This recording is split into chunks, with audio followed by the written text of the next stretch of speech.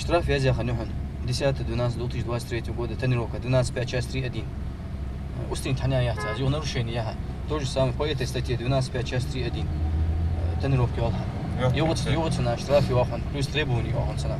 Наказание за тонировку водители в регионе явно не считают чем-то серьезным, поэтому их неоднократно за это штрафуют. Только за несколько часов рейда инспекторы ГИБДД выписали 17 штрафов за нарушение, сумма 500 рублей. Сотрудники ГИБДД остановили еще одного правонарушителя. На вопрос, зачем он ездит с тонировкой, внятного ответа не получили.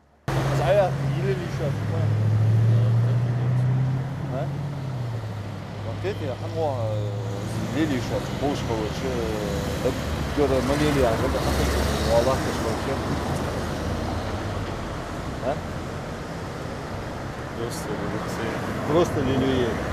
А материалы азиат, ну что это азиат? Материал составит интересно. А улица?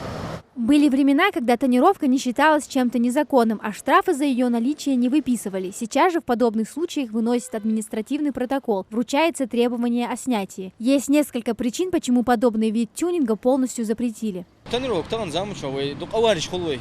Тонировка догдуаш погода, вообще видимость 0 хол. Улу хат уже машин баригутся, так сплошной хат был дук авариш холвей, дук сакэлдан мехтигже, там что тонировка уж ази зулм хат дахвей. Азбанцы салил жба айриш кегна мехбори баадер. إيش момент же салили же, так на узвой республики, делал это мы знаем, как тонировок ёмача я не вей, но по регламенту дорожного движения тоже запрещенные за машин лили. Муса Гелисханов водит машину уже 37 лет. За это время он ни разу не совершал серьезных правонарушений. Говорит, переживает за своих детей, хочет, чтобы водители ответственнее относились к другим, соблюдали правила дорожного движения, особенно в преддверии праздников. Мархаш, кагинах, арцебяш, эц, мадук машин сделаешь, чоба, бар, шортик ливуч. Мархаш, парат, твенчек делаешь, баадар, мархибет, сабри халч, шорт халч, мяш лилуш, мяш, дал, дал мяш йолевна хаз, мяш долж, мяш чек йолдер. Если водитель не заметил требования сотрудника ГИБДД остановиться, посчитал, что сигнал подан не ему или специально проигнорировал, то инспекторы имеют право оштрафовать нарушителя. В погоню отправляются, если посчитают, что водитель опасен для других участников дорожного движения. Например, если машина едет с явным превышением скорости или водитель, по всей видимости, находится в нетрезвом состоянии. Во время рейда тоже не обошлось без такого случая. Это неподчинение требованиям сотрудника полиции, статья 19.3. Конечно же, там идет тоже мера взыскания.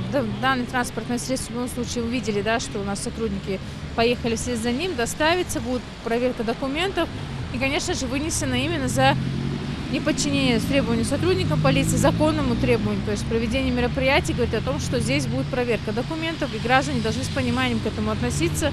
Подобные рейдовые мероприятия инспекторы в разных уголках региона проводят ежедневно с целью снизить аварийность и донести до автолюбителей, что правила дорожного движения надо соблюдать для общей безопасности. К сожалению, мы видим, насколько у нас есть нарушители в ряду тех людей, которые соблюдают правила дорожного движения.